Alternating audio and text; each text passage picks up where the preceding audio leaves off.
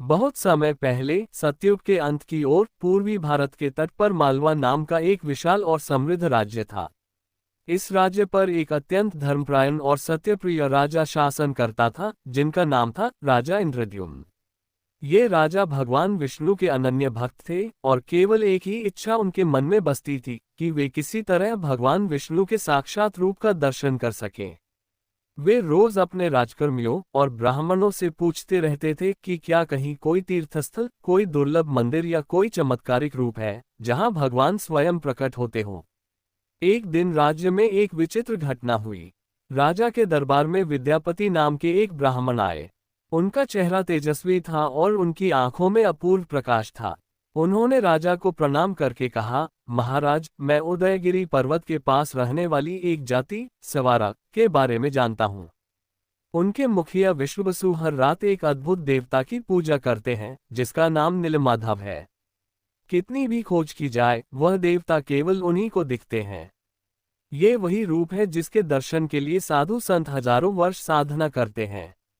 राजा ये सुनकर चकित रह गए और तुरंत विद्यापति को अपने आदेश पर सवारा जनजाति की ओर भेज दिया। विद्यापति कई दिनों तक घने जंगलों, पहाड़ियों और पगडंडियों से गुजरते हुए अंततः सवारा जनजाति के गांव पहुंचे। वहां उनके साथ बहुत प्रेम से व्यवहार किया गया। जनजाति प्रमुख विश्ववसु की एक सुंदर पुत्री थी, ललिता, जिसने विद्यापति की सेवा में कोई कमी नहीं की। विद्यापति ने विश्ववसु से उस रहस्यमयी देवता के बारे में जानना चाहा, परंतु विश्ववसु ने पहले ही साफ कर दिया कि उस देवता का स्थान परम गोपनीय है। नीलमाधव केवल तब दिखाई देते हैं, विश्ववसु बोले, जब हम स्वच्छ हृदय से जंगल की शांति में अपने मन को भगवान में लीन कर लेते हैं। किसी बाहरी व्यक्ति को उस स्थान तक ले जाना हमारे नियमों के विरुद्ध है। लेकिन समय बीतने के साथ ललिता के मन में विद्यापति के लिए प्रेम जाग उठा। उसने विद्यापति से कहा, मैं पिता से कहूंगी कि वे आपको एक बार नीलमाधव के दर्शन कराएं। विश्ववसु ने आखिरकार सहमति तो दी, लेकिन एक शर्त रखी, विद्यापति की आंखों पर पट्टी बांधी जाएगी ताकि रास्ता कोई न जान सके। विद्यापति तो अत्यंत बुद्धिमान थे। उन्होंने अपनी पत्नी ललिता को चुपके से थोड़ा सा धूप का पाउडर दे दिया और कहा, रास्ते में जहां जहां तुम्हारे पैर पड़े वहां थोड़ा सा ये धूप गिरा देना। इससे लौटते समय मैं मार्ग पहचान सकूंगा। इतना कहकर यात्रा प्रारंभ हुई। घंटों चलने के बाद जंगल का घना अंधकार अचानक एक दिव्य प्रकाश में बदल गया। विद्यापति ने महसूस किया कि उनके सामने कोई असाधारण उपस्थिति है। विश्ववसु ने पट्टी हटाई और विद्यापति की आंखें नीलमाधव को देखकर स्तब्ध रह गईं। सामने एक गहरी गुफा में भगवान विष्णु का कोमल नीला विग्रह था, जो अद्भुत प्रकाश से चमक रहा था। गंधर्वों का संगीत जैसा सूक्ष्म स्वर वातावरण में गूंज रहा था। विद्यापति समझ गए कि यह वही साक्षात रूप है जिसको देखने के लिए राजा इंद्रद्युम्न व्याकुल रहते हैं। उन्होंने मन ही मन प्रणाम किया और लौट आए। राज्य पहुंचते ही उन्होंने राजा को सारी बातें बताईं। राजा का हृदय आनंद से भर उठा और वे तुरंत सेना, पुरोहितों और सलाहकारों के साथ सवारा जनजाति की ओर निकल पड़े। लेकिन जब वे वहां पहुंचे तो एक अनोखी घटना का पता चला। नीलमाधव का विग्रह गुफा से गायब हो चुका था। विश्ववसु और पूरी जनजाति रोने लगे। जंगल में तेज प्रकाश हुआ, दिव्य ध्वनि गूंजी और आकाश से संदेश आया, राजा इंद्रद्युम्न, चिंता मत करो, मैं जल्द ही तुम्हें नए रूप में दर्शन दूंगा। तुम समुद्र तट पर एक अद्भुत लकड़ी का महान दंड दारू पाओगे। उसमें ही मेरा और मेरे दिव्य रूपों का निवास होगा। राजा ने ये सुना और तुरंत समुद्र तट पर यज्ञ करवाया। जैसे ही यज्ञ पूरा हुआ, समुद्र में भयंकर प्रकाश हुआ और लहरें उठीं। तभी समुद्र के बीच एक विशाल वृक्ष का तना दिखाई दिया। यह कोई साधारण लकड़ी नहीं थी।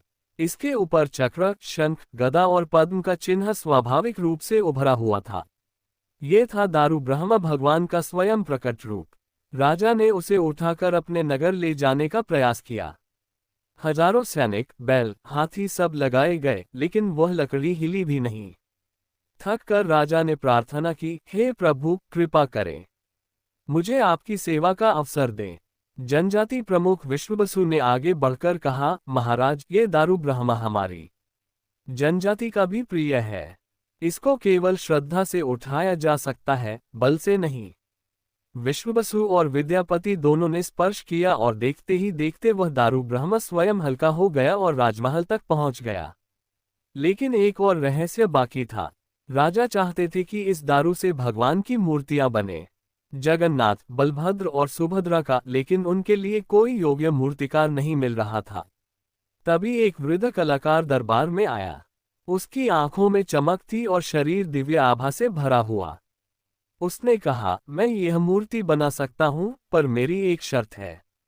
जब तक मैं कक्ष के अंदर काम करूं, कोई अंदर ना आए। यदि किसी ने दरवाजा खोला तो मैं काम अधूरा छोड़कर चला जाऊंगा। राजा ने सहमति दे दी। ये कलाकार कोई सामान्य मनुष्य नहीं था, वह स्वयं विश्वकर्मा थे। दिन बीतते गए, 3 दिन, 10 दिन, फिर 15 दिन। भीतर से कभी कभार हल्की हथौड़ी की आवाज आती, लेकिन कोई और ध्वनि नहीं। रानी ने चिंता में कहा, कहीं वृद्ध कलाकार को कुछ हो तो नहीं गया। आखिर राजा बेचैन हो गए और नियम तोड़कर दरवाजा खोल दिया। जैसे ही दरवाजा खुला, भीतर से दिव्य प्रकाश निकला और विश्वकर्मा गायब हो गए। कमरे में 3 मूर्तियां खड़ी थीं। 4 हाथों वाले बलभद्र, हाथ पैर अधूरे लेकिन अत्यंत मनोहर रूप में भगवान जगन्नाथ, और उनके बीच कोमल स्वरूपा देवी सुभद्रा। मूर्तियां अधूरी थीं, पर उनके चेहरे ऐसे थे जैसे स्वयं विष्णु लीला कर रहे हों। राजा को पहले दुख हुआ कि मूर्तियां पूरी नहीं बनी, परंतु तभी आकाशवाणी हुई, इंद्रद्युम्न, ये अधूरी नहीं है, बल्कि ये मेरा अद्भुत लीला रूप है। मैं सदा इसी रूप में पूजित होना चाहता हूँ। राजा ने भव्य मंदिर बनवाया और मूर्तियों को उसमें स्थापित किया। आज यही मंदिर पुरी का जगन्नाथ धाम कहलाता है, जो 4 धामों में से एक है। जब पहली बार रथ यात्रा निकाली गई, तब एक और चमत्कार हुआ। भगवान के रथ को खींचने आए लोग देखते ही देखते मंत्रमुग्ध हो गए।